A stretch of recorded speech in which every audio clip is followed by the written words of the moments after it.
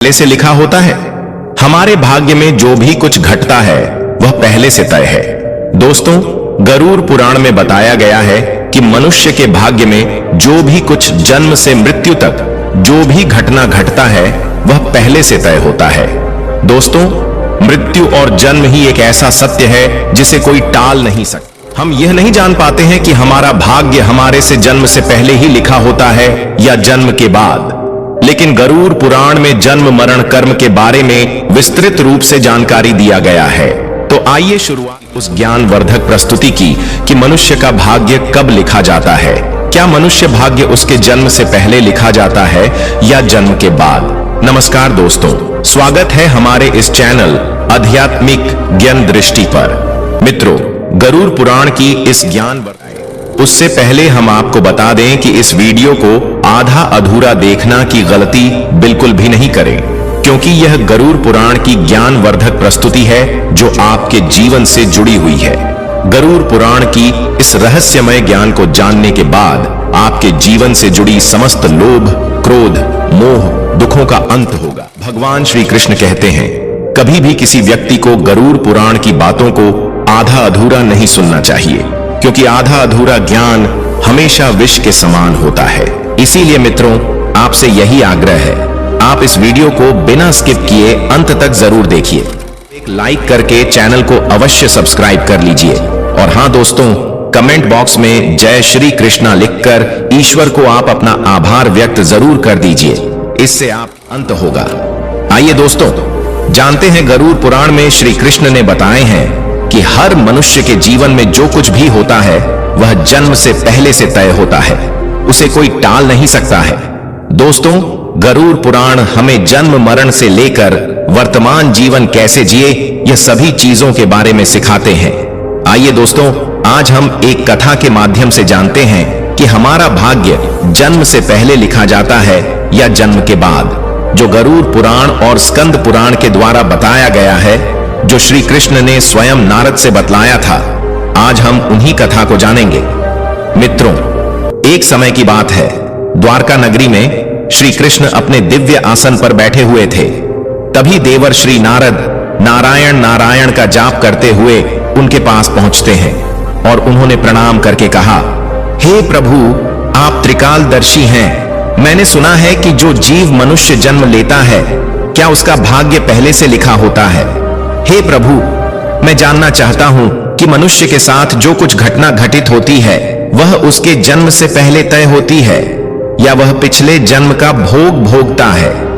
क्या यह सत्य है या हम अपनी मेहनत और कर्मों से इसे बदल सकते हैं। फिर भगवान श्री कृष्ण नारद की बात सुनकर मुस्कुराए और बोले, हे नारद, आपका यह प्रश्न बहुत ही गुण और महत्वपूर्ण है, जो मानव जाति के लिए उसके जन्म, कर्म और मृत्यु पर आधारित है। फिर कृष्ण बोले, हे नारद, मैं तुम्हें एक कथा सुनाता हूं जो न केवल तुम्हारे इस प्रश्न का उत्तर देगी, बल्कि हर मनुष्य के लिए एक चेतावनी और प्रेरणा भी होगी। तुम इस कथा को पूरे ध्यान पूर्वक आखिरी तक सुनो। कृष्ण बोले, हे नारद, यह गरुड़ पुराण की है। जो यह कथा को आधा अधूरा सुनने की गलती करता है उस पर भारी संकट आती है, क्योंकि आधा अधूरा ज्ञान हमेशा विष के समान होता है।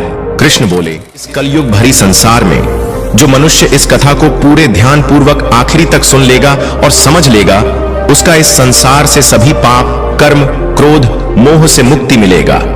फिर नारद बोले, हे प्रभु, मैं उस कथा को पूरे ध्यान पूर्वक आखिरी तक सुनूंगा, आप उस कथा को निश्चित हो सुनाएं। फिर श्री कृष्ण ने नारद को वह कथा सुनाते हुए कहा, हे नारद, प्राचीन काल में एक था जिसका नाम अक्षयपुरी था। उस राज्य का शासक राजा रत्नधर था। राजा रत्नधर अत्यंत धर्मात्मा और न्याय प्रिय था। वह सदैव अपने राज्य के प्रजा के कल्याण के लिए काम करता था और धर्म का पालन करता था। उसे भगवान से एक संतान का आशीर्वाद चाहिए था, ताकि वह अपने राज्य का कार्यभार किसी योग्य उत्तराधिकारी को सौंप सके। फिर हे नारद, राजा रत्नधर और रानी दोनों ने कई वर्षों तक तपस्या की। इससे भगवान शिव ने प्रसन्न होकर उसे संतान होने का वरदान दिया। फिर एक दिन भगवान शिव के आशीर्वाद से रानी गर्भवती हुई। राजा और रानी अत्यंत प्रसन्न थे, क्योंकि वे चाहते थे कि उनका बेटा महान शासक बने और राज्य को सुख समृद्धि की ओर ले जाए। परंतु जब रानी ने बेटे को जन्म दिया और शारीरिक रूप से कमजोर था, उसके शरीर की हड्डियां टूटी हुई थीं और वह शारीरिक रूप से सक्षम नहीं था, राजा रत्नधर का दिल टूट गया। उसने भगवान से यह सवाल पूछा कि ऐसा क्यों हुआ। तब राजा रत्नधर ने भगवान श्री कृष्ण से मिलने अपने दुखों को साझा करने के लिए वहां पहुंचे। राजा ने भगवान से पूछा, हे प्रभु, मैंने इतनी तपस्या की, यज्ञ किए, फिर भी मेरे बेटे का जन्म विकलांग क्यों हुआ? मैंने भगवान शिव से आशीर्वाद लिया था, लेकिन ऐसा क्यों हुआ? क्या यह मेरे भाग्य में पहले से लिखा हुआ था? फिर श्री कृष्ण मुस्कुराए और कहा, हे राजा, तुम सही कहते हो कि तुम्हारा पुत्र विकलांग जन्मा है। क्या तुम जानते हो कि तुम्हारे पुत्र का जन्म इस प्रकार क्यों हुआ है? यह तुम्हारे द्वारा किए गए पूर्व जन्मों के कर्मों का फल है। यह तुम्हारे पिछले जन्म के कर्मों का परिणाम है जो तुम्हारे भाग्य में लिखा हुआ था। लेकिन इसका कारण यह नहीं है कि तुम्हारा भाग्य पहले से निर्धारित था। यह घटना तुम्हारे और तुम्हारे बेटे के कर्मों का फल है जो उसके पिछले जन्मों से जुड़ा हुआ है। राजा ने आश्चर्यचकित होते हुए पूछा, हे प्रभु, क्या भाग्य वास्तव में पहले से लिखा होता है? श्री कृष्ण ने कहा, जन्म, मृत्यु और जीवन के उतार चढ़ाव पहले से निर्धारित होते हैं, लेकिन हम जो कर्म करते हैं वह हमारे भाग्य को बदल सकते हैं। जिस दिन तुम्हारे बेटे का जन्म हुआ, उस दिन तुमने एक विशेष संतान का वरदान प्राप्त किया था। चुनौतियां मिलना जरूरी था ताकि वह अपने जीवन में धैर्य, साहस और पराक्रम को विकसित कर सके। लेकिन उसका भविष्य केवल उस समय के कर्मों से नहीं होता है, बल्कि यह तुम्हारे पिछले जन्मों के कर्मों का परिणाम है। श्री कृष्ण ने राजा रत्नधर से कहा, भाग्य और कर्म में बहुत गहरा संबंध है। हमारे कर्म ही हमारे भाग्य का निर्माण करते हैं। यही कारण है कि हमें जीवन में अपने कर्मों को सदैव धर्म और सत्य के मार्ग पर रखना चाहिए।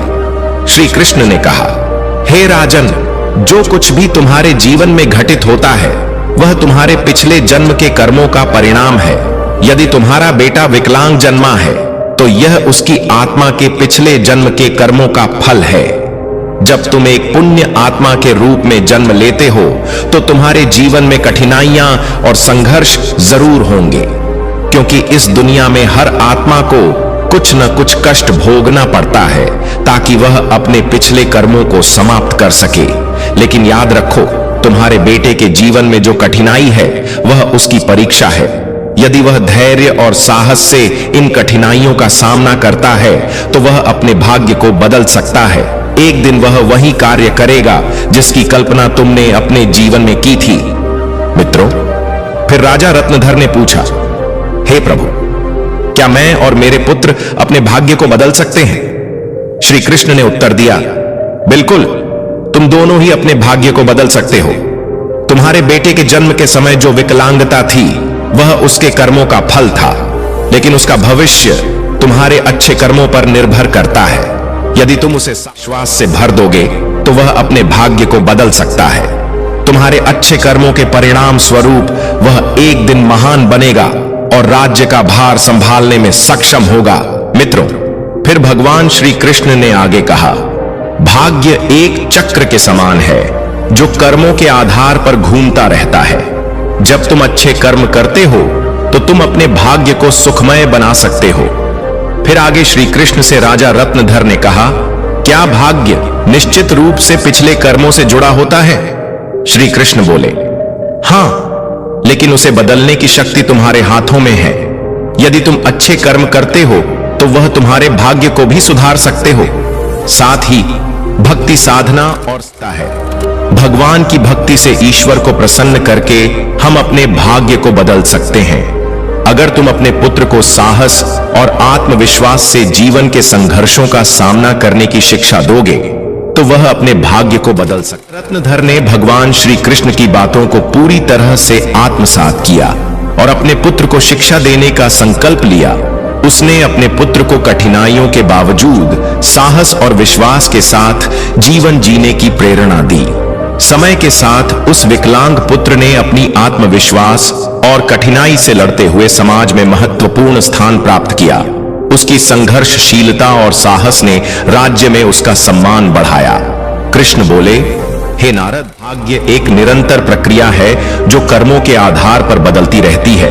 जो लोग जीवन में अपने कर्मों को सुधारते हैं और भगवान की शरण में जाते हैं, उनका भाग्य भी बदलता है। यह केवल कर्म ही नहीं है, बल्कि यह जीवन के संघर्षों और कर्मों का परिणाम है। मित्रों, नारद से कहा, यह कथा हमें यह सिखाती है कि जीवन में जो कुछ भी घटित होता है वह हमारे पिछले कर्मों का फल है। भाग्य और कर्म का कोई निश्चित प्रारूप नहीं है।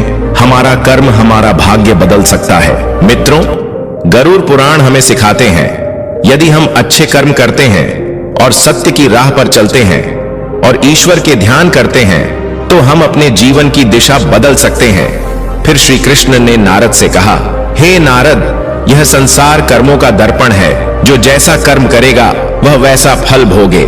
मनुष्य को यह ध्यान रखता कि सेवा, दूसरे की सहायता और ईश्वर का ध्यान ही सबसे बड़ा धर्म है। जो मनुष्य अपने पिछले जन्म में किसी के साथ पाप किया है, किसी को कष्ट दिया है, उसे न केवल नरक में भयानक यातना मिलती है, बल्कि वह जन्म जन्मांतर तक उस भोग भगती है। लेकिन जो अब वह इस चक्र से मुक्त हो सकता है, क्योंकि यह संसार एक अवसर है। धर्म, सेवा, सत्य ही मनुष्य का जीवन है। मनुष्य के यह समझना चाहिए कि मृत्यु के बाद के उसके अच्छे कर्म ही साथ जाते हैं। मित्रों, यह कथा हमें यह सिखाती है कि हमारे भाग्य पिछले कर्मों का फल है। हर पाप का दंड, हर पुण्य का फल निश्चित होता है। हे मनुष्य, ध्यान दो, स्वार्थ, पाप और अहंकार को त्यागो, धर्म, सत्य और सेवा को अपनाओ, क्योंकि यही जीवन का सबसे बड़ा सत्य मार्ग है। मित्रों, श्री कृष्ण ने इस प्रकार नारद को गरुड़ पुराण के रहस्य को बताया। मित्र, भाग्य निश्चित रूप से जन्म से पहले लिखा जाता है, लेकिन हम अपने जीवन के संघर्ष, सत्य, धर्म और ईश्वर की भक्ति से हम अपने भाग्य को बदल सकते हैं। मित्रों, अपने कर्मों, संघर्ष और ईश्वर की भक्ति से हम अपने जीवन को बदल सकते हैं। पुराण हमें सिखाते हैं कि जीवन एक बोया हुआ खेत की तरह है। मनुष्य खेत में जो बीज बोते हैं वही फल प्राप्त होता है। उसी प्रकार मनुष्य अपने जीवन में जो कर्म करते हैं उसका अगले जन्म में उसी रूप से फल भोग। दोस्तों, गरुड़ पुराण में श्री कृष्ण कहते हैं कि जब मनुष्य का जन्म होता है तो उसके पिछले कर्मों के आधार पर उसका भाग्य उसके जन्म से पहले लिखा जाता है, और उस मनुष्य के साथ वही होता है जो उसके जन्म से पहले उसके भाग्य में लिखा हुआ है, जिसे कोई टाल नहीं सकता। परंतु सत्य, धर्म और सेवा से ईश्वर को प्रसन्न कर हम अपने भाग्य को बदल सकते हैं। हिंदू धर्म का सबसे बड़ा धर्म ग्रंथ गरुड़ पुराण है, जिसमें मनुष्य के जीवन, मृत्यु और भाग्य कर्मों के बारे में विस्तार रूप से बताया गया है। यह पुराण हिंदू पुराण में से एक है, और इस पुराण में जन्म, मरण से पुनर्जन्म, कर्म और आत्मा के मार्ग के बारे में पूरे विस्तार से बताया गया है। दोस्तों, गरुड़ पुराण के अनुसार मनुष्य का भाग्य उसके पिछले कर्मों पर निर्भर करता है। प्रमुख ग्रंथ में से एक है यह पुराण।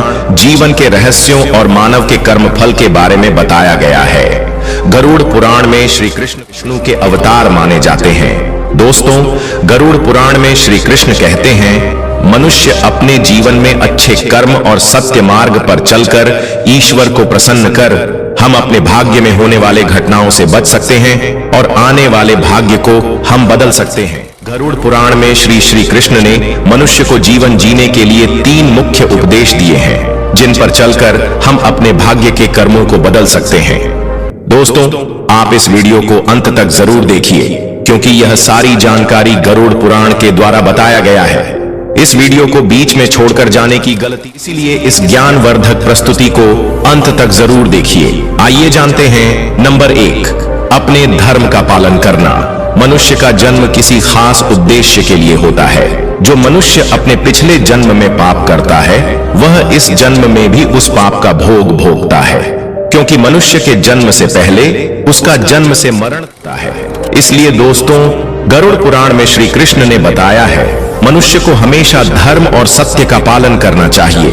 इससे हमारे पिछले जन्म के पाप से बच सकते हैं। ईश्वर की भक्ति से हम अपने जीवन को बदल सकते हैं। हम सभी ऊंचाई तक पहुंच सकते हैं। दोस्तों, यह जीवन एक अनमोल से व्यर्थ न जाने दें। सही कर्म और धर्म का पालन से हम अपने जीवन को अगले जन्म में होने वाले घटनाओं से बच सकते हैं। यह न केवल आपके लिए है, बल्कि इसे पूरे समाज और दुनिया के आप प्रेरणा का स्रोत बन सकते हैं। नंबर 2, माता पिता सेवा और गरुड़ में श्री कृष्ण कहते हैं कि मनुष्य को हमेशा अपने माता पिता की सेवा करनी चाहिए, क्योंकि माता पिता के ही चरणों से तीनों लोकों का स्वर्ग है। जो लोग माता पिता को नहीं मानते, उनका आदर नहीं करते, उन्हें न केवल नरक में भयानक यातना भोगनी पड़ती है, बल्कि उसके अगले जन्म में भी भारी संकट भोगना पड़ता है, और वह मनुष्य अपने पाप का परिणाम जन्म जन्मांतर तक उस कर्म का। नंबर 3, अहंकार। दोस्तों, गरुड़ पुराण में श्री कृष्ण ने बताया है, मनुष्य का सबसे बड़ा शत्रु उसका अहंकार होता है, जो मनुष्य को अपने कर्मों से दूर कर देता है। जिस मनुष्य के मन में अहंकार प्रवेश कर जाता है, वह मनुष्य अपने जीवन को उस ओर ले जाता है जहां उसे संकट के सिवा कुछ। व्यक्ति को न केवल नरक में भयानक यातना भोगनी पड़ती है, बल्कि वह व्यक्ति अपने आने वाले भाग्य को भी नरक की ओर ले जाता है। इसलिए मनुष्य को हमेशा सत्य, धर्म और प्रेम की भावना रखना चाहिए। इससे वर्तमान जीवन और आने वाले भाग्य हमेशा खुशहाल रहे। मित्रों, गरुड़ पुराण हमें सिखाता है, यह जीवन हमारे कर्मों का फल है। यह ग्रंथ हमें यह समझने की प्रेरणा देता है कि अपने जीवन से धर्म, सत्य, परोपकार का पालन करना ही सबसे बड़ा कर्तव्य है। आत्मा की मुक्ति और अगले जन्म के लिए मनुष्य को अपने कर्मों को ध्यान में रखना चाहिए। मित्रों, गरुड़ पुराण हिंदू धर्म के महान ग्रंथों में से एक है। यही हमारे जीवन को सही दिशा में चलने का ज्ञान देता है, जो हमें यह सिखाता है कि मनुष्य का भाग्य उसके कर्मों और ईश्वर की इच्छा का परिणाम होता है। यह ग्रंथ न केवल जीवन और मृत्यु के रहस्यों के बारे में बताता है, बल्कि यह भी समझाता है अपने जीवन को किस प्रकार सही दिशा में ले जा सकता है। गरुड़ पुराण में मनुष्य के जन्म मरण से लेकर वर्तमान जीवन कैसे जिए, इन सभी चीजों के बारे में विस्तार से वर्णन किया गया है। मनुष्य के जीवन से लेकर मृत्यु तक की सारी जानकारी इस धर्म ग्रंथ गरुड़ पुराण में बताया गया है। मनुष्य जीवन में जो कुछ घटित होता है, वह हमारे पिछले जन्म का फल है। दोस्तों, गरुड़ पुराण हमें यह सिखाता है कि भाग्य केवल कर्मों का फल है। भले ही भाग्य जन्म से पहले लिखा हो, पर हम अपनी कर्मों से इसे बदल सकते हैं। मित्रों, जीवन एक दुर्लभ अवसर है, जिसे सही दिशा में ले जाकर हम अग्रसर कर सकते हैं। धन्यवाद दोस्तों। गरुड़ पुराण के द्वारा सभी